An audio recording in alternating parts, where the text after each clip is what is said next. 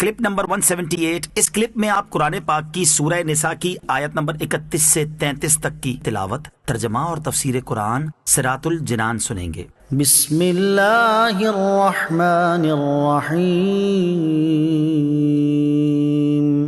ترجمہ: اللہ کے نام سے شروع جو نہایت مہربان رحمت والا ہے۔ ان تجتنبوا كبائر ما تنهون عنه نكفر عنكم سيئاتكم وندخلكم مدخلا كريما۔ ترجمہ: اگر کبیرہ گناہوں سے بچتے رہو جن سے تمہیں منع کیا جاتا ہے تو ہم تمہارے دوسرے گناہ بخش دیں گے اور تمہیں عزت کی جگہ داخل کریں گے۔ ان تجتنبوا کبائر، اگر کبیرہ گناہوں سے بچتے رہو۔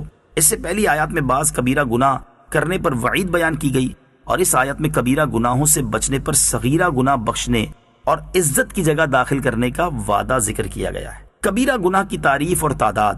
کبیرہ گناہ کی تعریف یہ ہے کہ وہ گناہ جس کا مرتکب قرآن و سنت میں بیان کی گئی کسی خاص سخت وعید کا مستحق ہو۔ کبیرہ گناہوں کی تعداد مختلف بیان کی گئی ہے، چنانچہ 7، 10، 17، 40 اور 700 تک بیان کی گئی ہے۔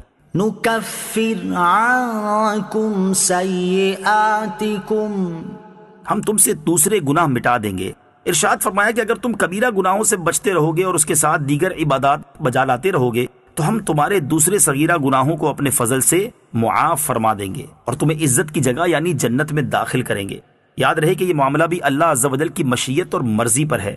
یہ بیان صغیرہ گناہوں کے متعلق ہے، کبیرہ گناہ توبہ ہی سے معاف ہوتے ہیں۔ البتہ حج مقبول پر بھی یہ بشارت ہے۔ اس کی مزید تحقیق کے لیے فتاوی رضویہ شریف کی 24ویں جلد میں اعلیٰ حضرت رحمۃ اللہ تعالی علیہ کی نہایت تحقیقی کتاب اعجب الامداد فی مکفرات حقوق العباد، بندوں کے حقوق کے معاف کروانے کے طریقے کا مطالعہ فرمائیں۔ ولا تتمنوا ما فضل اللہ به بعضکم على بعض، للرجال نصيب مما اكتسبوا وللنساء نصيب مما اكتسبن واسألوا الله من فضله إن الله كان بكل شيء عليما۔ ترجمہ: اور تم اس چیز کی تمنا نہ کرو جس سے اللہ نے تم میں ایک کو دوسرے پر فضیلت دی ہے۔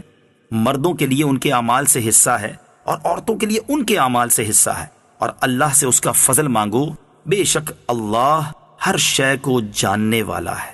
وَلَا تَتَمَنَّوْا مَا فَضَّلَ اللَّهُ بِهِ، اور اس کی آرزو نہ کرو جس سے اللہ نے بڑائی دی۔ جب ایک انسان دوسرے کے پاس کوئی ایسی نعمت دیکھتا ہے جو اس کے پاس نہیں تو اس کا دل تشویش میں مبتلا ہو جاتا ہے۔ ایسی صورت میں اس کی حالت دو طرح کی ہوتی ہے۔ نمبر 1، وہ انسان یہ تمنا کرتا ہے کہ یہ نعمت دوسرے سے چھن جائے اور مجھے حاصل ہو جائے، یہ حسد ہے اور حسد مذموم اور حرام ہے۔ نمبر 2، دوسرے سے نعمت چھن جانے کی تمنا نہ ہو بلکہ یہ آرزو ہو کہ اس جیسی مجھے بھی مل جائے، اسے غبطہ کہتے ہیں، یہ مذموم نہیں۔ لہٰذا اللہ تعالیٰ نے جس بندے کو دین یا دنیا کی جہت سے جو نعمت عطا کی اسے اس پر راضی رہنا چاہیے۔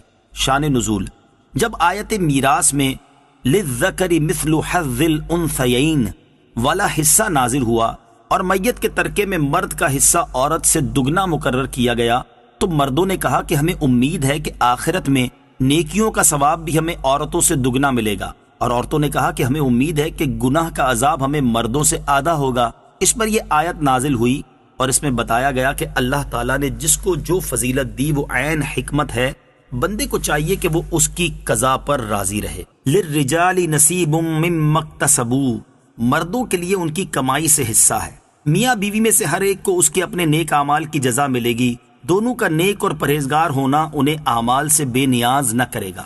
شان نزول: ام المومنین حضرت ام سلمہ رضی اللہ تعالی عنہا نے فرمایا کہ ہم بھی اگر مرد ہوتے تو جہاد کرتے اور مردوں کی طرح جان فدا کرنے کا ثواب عظیم پاتے۔ اس پر یہ آیت کریمہ نازل ہوئی اور انہیں تسکین دی گئی کہ مرد جہاد سے ثواب حاصل کر سکتے ہیں تو عورتیں شوہروں کی فرما برداری اور پاک دامنی سے ثواب حاصل کر سکتی ہیں۔ وَاسْأَلُوا اللَّهَ مِن فَضْلِهِ، اور اللہ سے اس کا فضل مانگو۔ سبحان اللہ، دلوں کے قرار کا کتنا پیارا بیان فرمایا کہ اللہ عز و جل سے اس کا فضل مانگو کہ حقیقت میں سب سے بڑی چیز اللہ کریم کا فضل و کرم ہے۔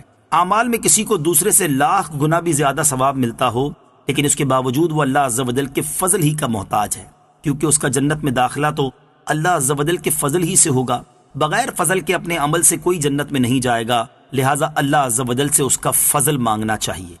وَلِكُلٍّ جَعَلْنَا مَوَالِيَ مِمَّا تَرَكَ الْوَالِدَانِ وَالْأَقْرَبُونَ وَالَّذِينَ عَقَدَتْ أَيْمَانُكُمْ فَآتُوهُمْ نَصِيبَهُمْ إِنَّ اللَّهَ كَانَ عَلَى كُلِّ شَيْءٍ شَهِيدًا۔ ترجمہ، اور ماں باپ اور رشتہ دار جو کچھ مال چھوڑیں ہم نے سب کے لیے اس مال میں مستحق بنا دیے ہیں، اور جن سے تمہارا معاہدہ ہو چکا ہے انہیں ان کا حصہ دو، بے شک اللہ ہر شے پر گواہ ہے۔ والذین عقدت ایمانکم، اور جن سے تمہارا معاہدہ ہو چکا ہے۔ اس سے عقد موالات مراد ہے۔ اس کی صورت یہ ہے کہ ایسا شخص جس کا نسب مجہول ہو وہ دوسرے سے یہ کہے کہ تو میرا مولا ہے، میں مر جاؤں تو تو میرا وارث ہوگا، اور میں کوئی جرم کروں تو تجھے دیت دینی ہوگی۔